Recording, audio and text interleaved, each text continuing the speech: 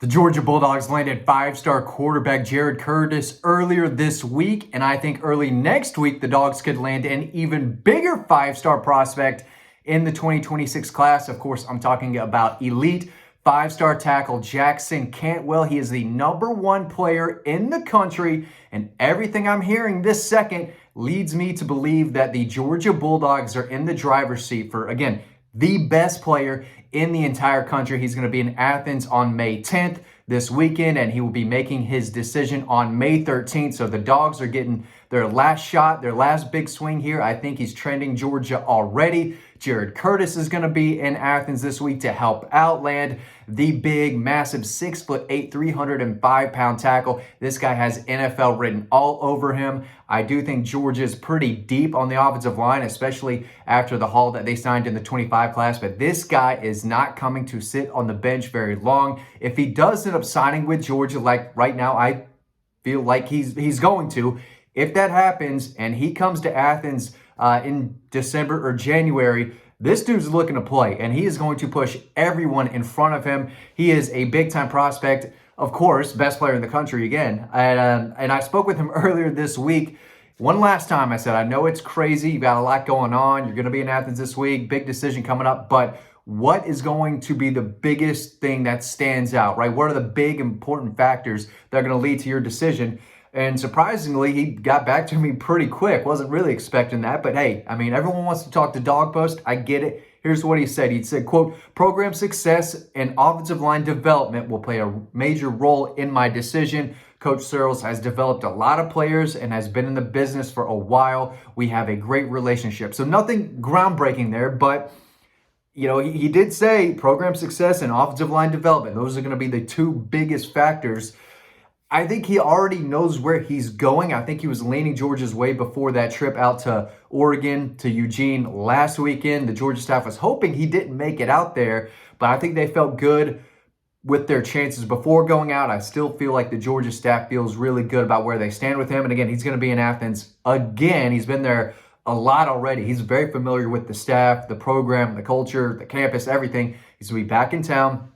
And I think Georgia's going to try to seal the deal once and for all for him. But if you're talking program success, Georgia's got it. You're talking about offensive line development, Georgia's got it, right? You know, first-round pick after first-round pick at tackle. We could go on and on and on. This past NFL draft, they had Dylan Fairchild, Tate Ratledge, Jared Wilson. Those are more of the interior guys. But Broderick Jones, Amarius Mims, I mean, the guys are there. We'll see what happens to Ernest Green and Monroe Freeling down the road. But, you know, Stacy Searles, his resume speaks for itself. And the program in general does a great job of pumping out elite offensive tackles. And Jackson Cantwell is a mountain of a dude. Again, 6'8", 305. He moves extremely well. He is a bully. He is a nasty lineman, just a pancake machine. Great footwork. He's got long arms. He's naturally strong and powerful and super athletic as well. So he's the #1 player in the country for a reason, and I think Georgia sits in the driver's seat to land him early next week. And Jared Curtis is all about it. He needs a left tackle to protect him, and those two could go hand in hand and could be, you know, the two biggest signees that Georgia has in this 26 class at this point. It looks like that's going to be the case. Tyler Atkinson is outstanding in his own right, one of the best overall defensive players I've ever covered. And that's, I have no idea, or no problem, saying that. I've covered a lot of elite defenders over my 10 years of doing this, and Tyler Atkinson is up there as one of the very best linebackers, specifically, that I have ever seen at the high school level. If he ends up signing with Georgia, that's your leader on defense. On offense, you've got your quarterback, and it looks like they're shaping up to sign their elite dominant left tackle as well. We'll see what running backs they come out with. I've got a story on wide receivers over on Dawg Post that you can look at, and we'll see if they can land Mark Bowman and maybe another elite tight end as well. So that's the news on Jackson Canwell, and a small quote there. They're still after Ikeni Agboko out of South Garner High School in North Carolina, 6'6", 285, just another massive mountain of a kid who should still add weight when he gets to Athens, right? The past couple of years, they've signed a lot of big, heavy guys who get to Athens, and their job is to lose weight and transform their body. Jackson Cantwell can add weight at 305. He could still add weight and move as well as he does. And Ogboko is the same deal, 285. He could add 20 plus pounds to that frame. So they're going to get to Athens and eat. And that's what you're looking for out of guys. He's the number 6 offensive tackle, number 67 overall prospect in the country. Big time player. He was in Athens for a G-Day visit and has his official visit to Georgia lined up June 6th. His brother is a defensive lineman at Georgia already, so there's a lot of familiarity there. Georgia's been recruiting this kid for a long, long time. Obviously, they knew him when they were recruiting his brother. They knew this was a promising up-and-coming tackle.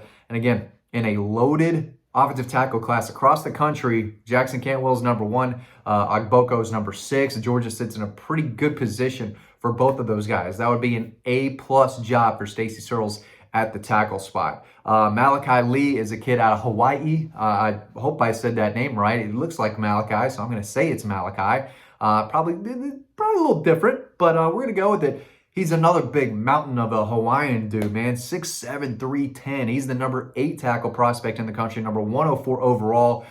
Probably think he's going to end up staying on the West Coast, but he took an official visit to Georgia for G-Day in mid-April, so he's already done the official visit in Athens. Stacy Searles went out to see him during the communication period, and I can tell you, Hawaii's fun. I'm sure I've never been, but Stacy Searles went out there for business. He didn't go out there for vacation. He took a business trip out to Hawaii to visit this young man. So this is a guy that Georgia would love to bring on as well. But doesn't feel like he's leaning Georgia's way, but they took a big swing.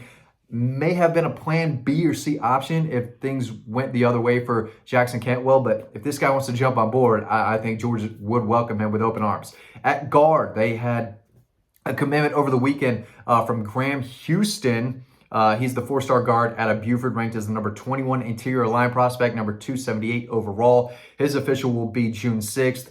Got plenty of size, 6'3", around 6'4", around that 300-pound range. Again, mean, tough, physical, practices hard, plays at a championship caliber program that plays to a standard. He knows how to practice. He knows how to compete. And again, he's got size, and he's coming off a really, really strong junior season for the Wolves. He's a kid who had a Georgia offer for a while and jumped on board over the weekend. So they've already got one guard on the commit list. Malcolm Gaston is another guard that there's been a lot of buzz between him and Georgia over the past several months, dating back to pretty much last summer. 6'5", 330 from North Augusta. So, right there on that Georgia-South Carolina border. Originally planned to make a commitment on May 2nd, but has postponed that. His final 4 is Georgia, Florida, Virginia Tech, and UNC. He's the number 71 guard, number 738 overall prospect.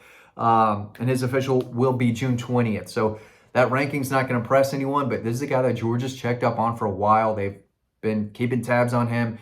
He's got a Georgia offer, and a guy that I think, Bulldog fans need to keep a close eye on, even though that low ranking is not going to really excite a lot of people. But he's got size and potential, and Florida wants him, UNC wants him, Virginia Tech. So, solid, respectable programs in a way. But we'll see. If Georgia pushes hard for him and pushes for a commitment, I can see him in this class. Desmond Green is another guy, low ranking, but just a big old massive kid, 6'5", 350. He's the number 35 guard, number 425 overall.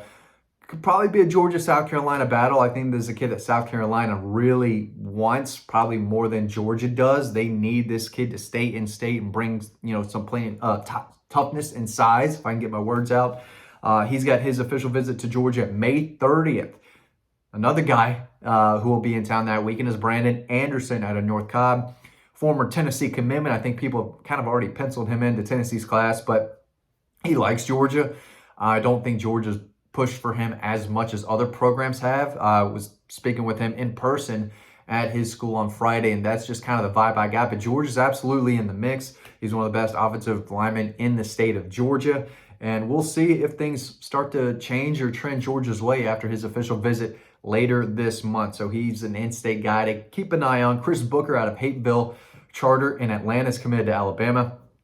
He's got a Georgia offer. I think he is a really, really good player. He's mean and he's nasty, and he will bury you into the ground. Moves really well at guard. Plenty of size, plenty of muscle. definitely a guy to keep an eye on if he decides to open things up. Jared Smith out of Woodland High School, I believe that's in Stockbridge, 6'5", 270. So he's a lean interior guy with a lot of promise, high potential. If he has the green light to jump on board, wouldn't surprise me at all if he was in Georgia's class. So just a few guys to know, but the big fish, Jackson Canwell, I think is leaning Georgia's way, and Georgia has a chance to win him over basically once and for all this weekend when he's in Athens with Jared Curtis, with a commitment coming early next week. He's the #1 player in the country.